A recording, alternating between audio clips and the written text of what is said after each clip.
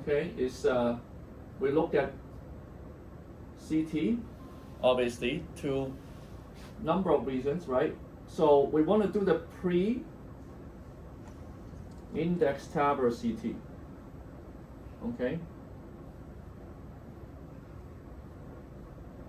Why? Okay, because we want to look at, is it bicuspid?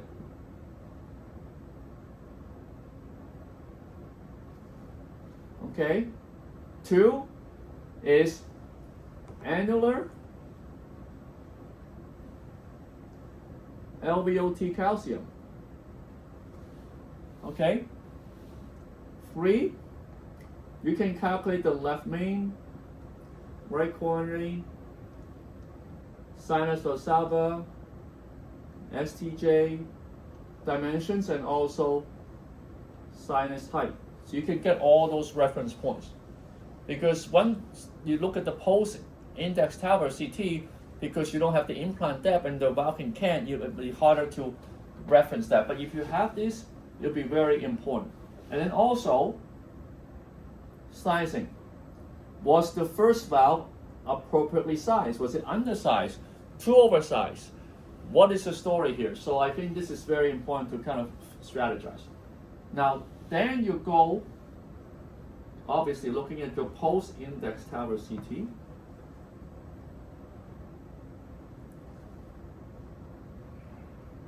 And here, what you're looking for is in vivo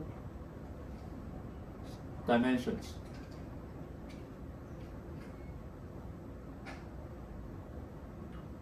Okay, so what do I mean by that? So for a short valve, okay, there are 3 levels you look at. Is the outflow, which is where the top of the conventional tabs that I mentioned before. There's the mid-frame, and then there's the inflow. Okay, and then you just average the 3 sizes. That's your size of choice for either tall and short or short and short combo. If it's going to be a tall valve, as I mentioned before, you're going to go node 0 or inflow all the way to 6, and you look at all the different dimensions, and depending on where you're going to implant, you're going to do your sizing. Okay, so with the navigator valve, you can do 1, 0, 2, 1, 2, 3. Okay, so that's kind of what you look at in terms of evo, because that's how you determine TAV to size. Okay, now second point is, of course, what your neoskirt plane is going to be versus coronary wrist plane, and target position.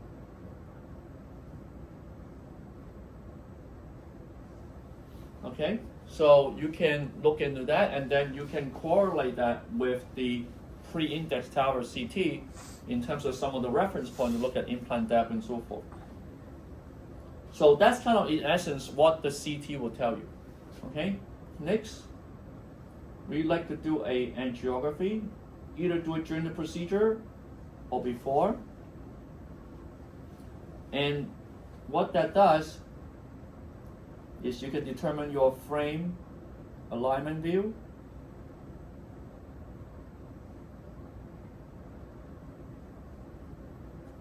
and also compare with CT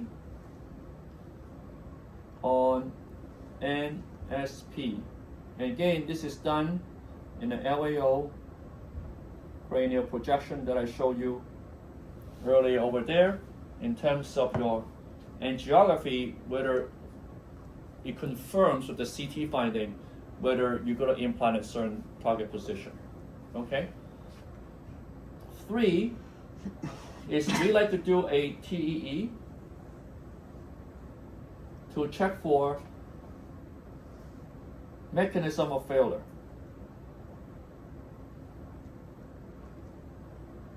Why?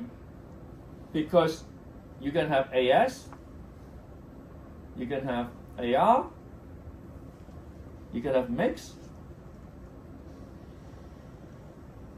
but unlike surgical valve, you might have also PVL. So you need to understand, is it PVL or is it pure AR? Sometimes it's hard to tell when transthoracic. So we recently had a case that was shown to me that it was moderate, they call it moderate PVL. We did a TE, it was all pure AR. Okay, it was mostly pure AR. So you need to be able to differentiate this because how you treat this is going to be different. So for example, if you have pure AR, okay, you can, and if you have good clearance, you can implant it higher and no problem because it's central AR. But if it's PVL, you might have to intentionally put the second valve a little bit deeper to seal against the inflow because that's where the PVL comes from. So it's very important to understand, and often there can be a combination of these. Okay, so I like to think of the workup in terms of 3 different modalities so you can understand what you're getting yourself into. Okay, so in terms of the procedure now, how we would do this now in the procedure room. So what we typically like to do, and this is typically, let's say for prosthetic AS, I think this is more common. So we would first,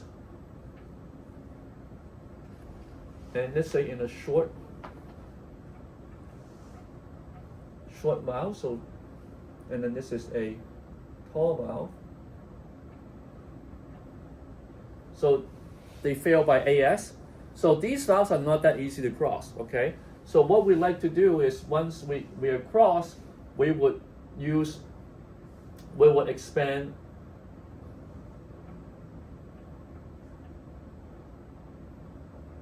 with a pre-dilatation.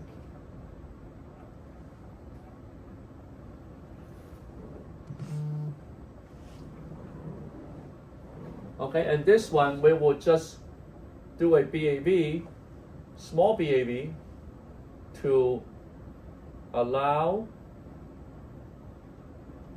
TAV-2 to cross, okay?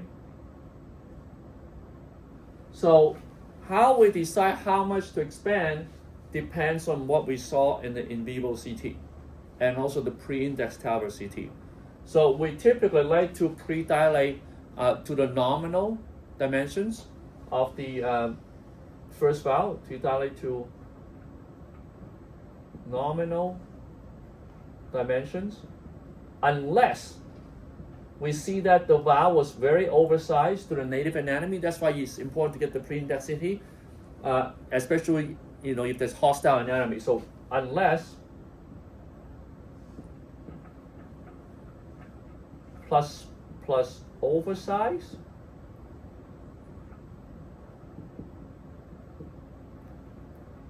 versus native,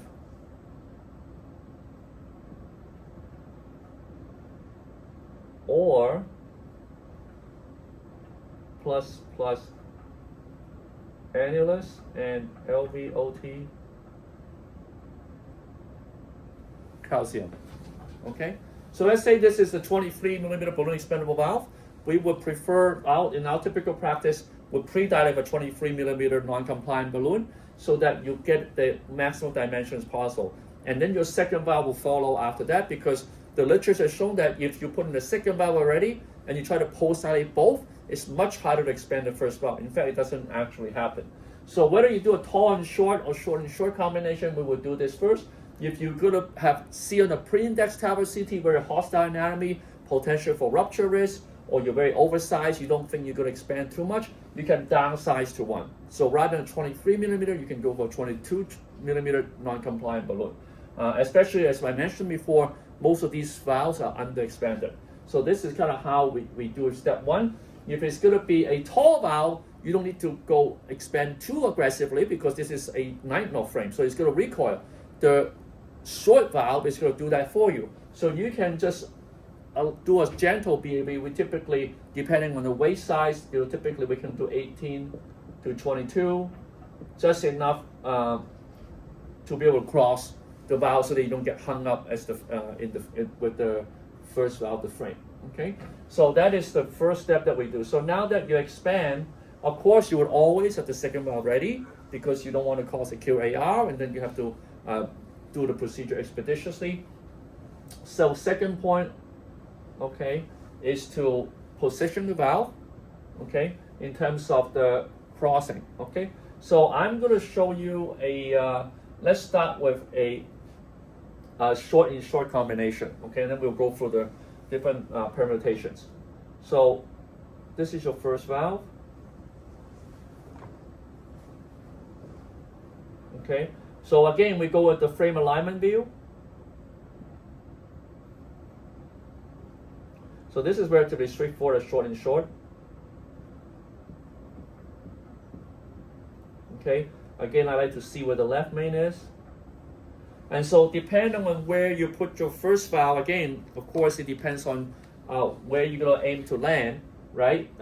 You would deploy, let's say, if you want to start higher,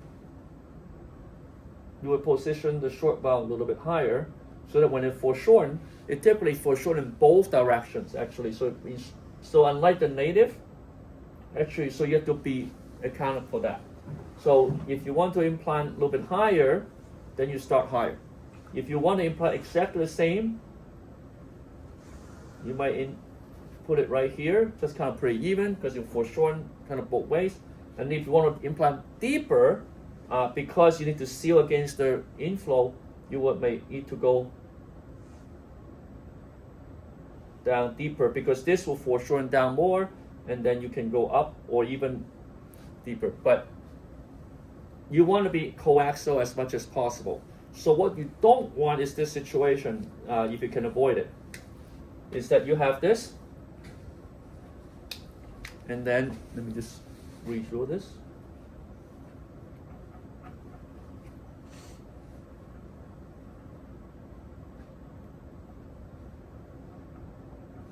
What you don't want is this situation where you're like this. Okay? The reason being is that when it's non-coaxial, it's going to be harder for you to inflate and adjust in real time because you have the leaflets that are diseased in place and you have the frame also outside that. So we typically like to be as coaxial as possible. So how do you make it more coaxial? You know, people ask, is you have to take the time to work with your wire and the catheter. So typically what we would do here is to push it in, okay? So now you're inside here,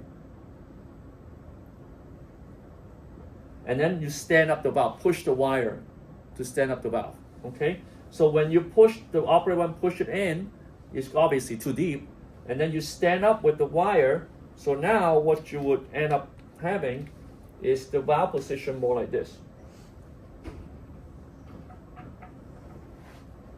So there are only two ways to do this in terms of manipulation because it's very hard for the operator one to adjust afterwards. You don't want to be non-coaxial. That's actually, obviously you may have parallax on the valve that you cannot control, but you really want to try to be as coaxial to the first valve as possible. So that's kind of how you do with short and short. Now with short and tall, our experience has been that it typically, depending on the sizing combination, might move aortic, meaning move up. So let's just give you an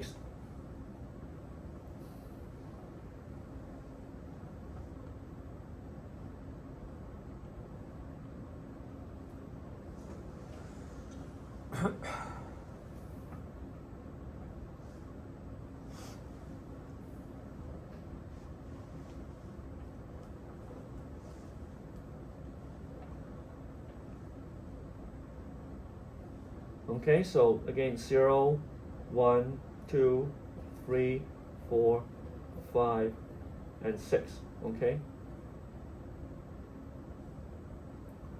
So we got the nodes here, and then you have your corner here. So again, what we are saying is that you want after you pre-dilate, so you can cross, when you cross, try to be coaxial like that, okay? And again, this is where the wire comes in. So if this is non-coaxial, let's say the valve is like this, right? And then the catheter is up here. So you need to adjust this. This is not acceptable in my mind in terms of the deployment position. So you can push it deeper and then stand it up like that, okay?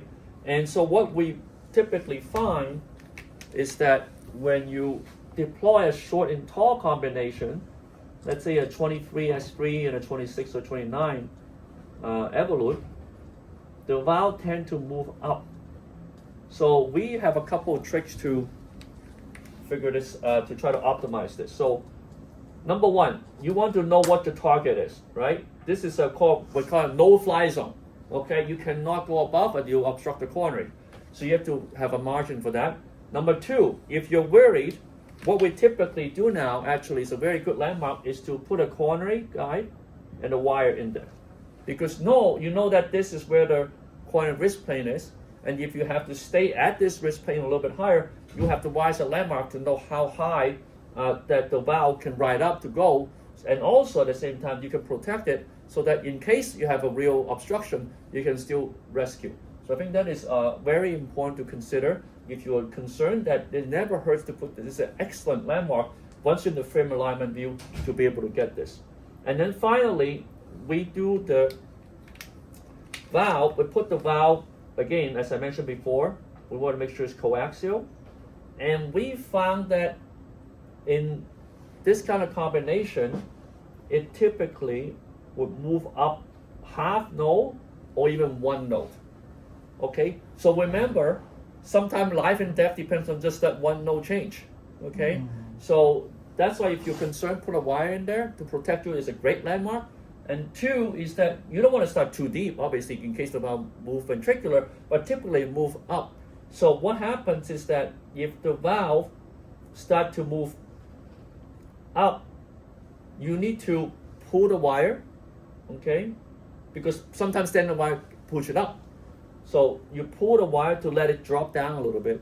The first operator, unfortunately, can't do much into the pulling, okay? You can apply gentle forward pressure a little bit to keep it that level, but it's not as responsive. And remember, if the first operator pull, it's going to pull off the axis. It's not going to pull up vertically, it's going to pull like that because it will pull the inner curve. So really the wire does a really important job here to be able to control. If you push the wire, the valve will move up. You can even try it before you even deploy. So when you cross the valve, just try it out to see, push the wire, pull the wire to see how responsive it is. And same as the first operator, you can do a little bit of manipulation before you actually commit to deployment. So we found that to be very helpful. And if the valve is starting to ride up, the first operator, and if the wire is not responsive, the first operator have to bring it down a little bit. But often what happens, you see a jump. And then obviously now it's true ventricular. And then what you can do to compensate is then push the wire back up as the second operator inflates the valve. So how we inflate the valve is extremely slowly. I can't emphasize it more. Extremely slowly. Okay, so if you do it under general anesthesia and TE, which is what we recommend, because I know these procedures are quote unquote minimally invasive, but we're still learning a lot. And by turning the lung stand off, you actually eliminate the respiratory motion, because you can imagine a patient take a deep breath and the valve can move up or down depending on how the patient responds, especially in the light map. And also the TE allows us to look for coronary flow, look for other things, especially in the context of paravalvular leak. So if the mechanism is due to paravalvular leak, you definitely, I would recommend doing a TEE to can see how the PVL looks afterwards. But as it inflates, you'll see that if it starts to move up down, then you need to have a micro adjustment. So we recommend extremely slow inflation. You need to tell your anesthesiology friends that it's going to be a long pacing run, so prepare to resuscitate afterwards, because you can imagine sometimes the margin error is very low. Okay, so just keep that in mind when you do your deployment in a short and tall combination. Okay, so now if we draw out the tall and short combinations, a little bit different. So now the advantage of a tall and short combination is that when you, again, do your frame alignment view, okay,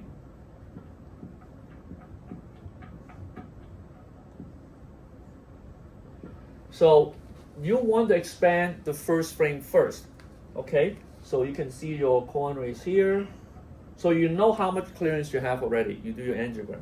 But when you do your tall and short, because it's a night knot frame, it's not going to expand the first valve further, okay?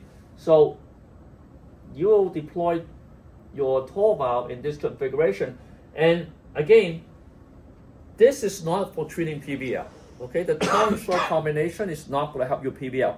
What will help you is that you have to pre-dilate the first valve to reduce the PVL as much as possible, because remember, the night knot frame is passive. It's not going to actively push the first valve outward. So what we're doing here, the reason being we like the tall and short is because the hemodynamic benefit, especially with a short transcatheter valve, being a smaller valve, underexpanded, and possibly with severe PPM, you can actually potentially improve PPM as a result using a supraannular self-expanding valve. But what you want to make sure is that this valve is not too deep. If it's too deep like that, you lose the supraannular leaflet benefit. You could be underexpanded, and it's not going to help you. And in fact, if you stay deep, remember what else is underneath in the left ventricle? You have your mitral valve. So you don't want the anterior mitral leaflet to be impeded because you have a deep implant of the second valve. So what we like to do, and typically how it will end up, is that because the valve, the tall and short combination will typically be over size. So for example, if a 23 balloon expander valve, you'll use a 26 self-expanding valve into the evolute, etc. So this will preferentially dive deeper. So you need to be able to use the wire again to stand up the valve. And so what we've found is that the wire is very important. And also we have now prefer to deploy with the catheter kind of in this configuration, in the outer curve. Because what we've seen is that when it swings, it's going to be just right. Versus if you're starting with your position in this configuration,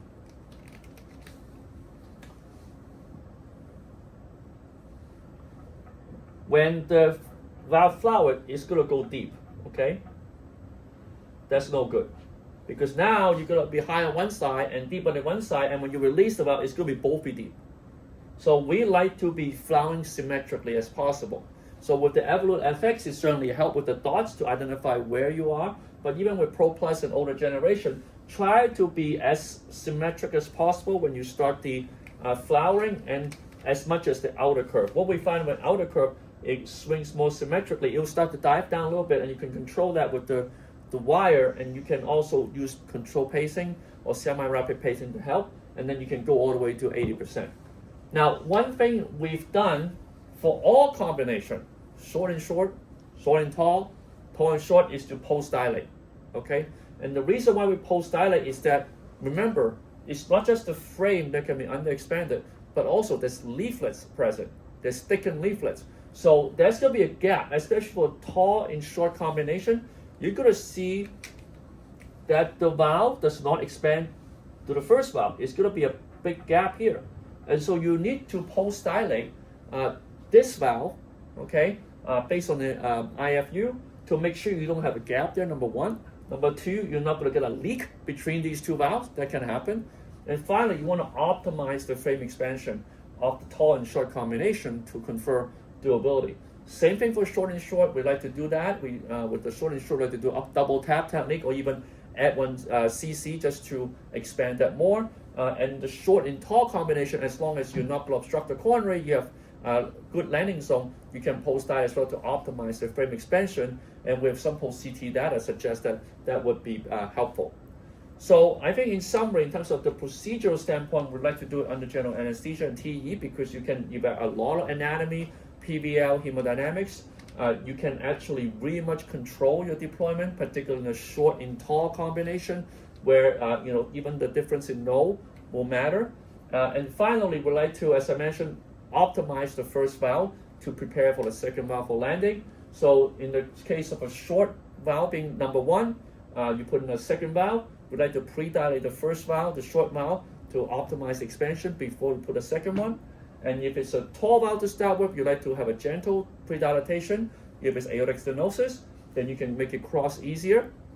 And then you post-dilate in all the different combinations to optimize the expansion. So on that note, I'd like to conclude here, and thank you for watching.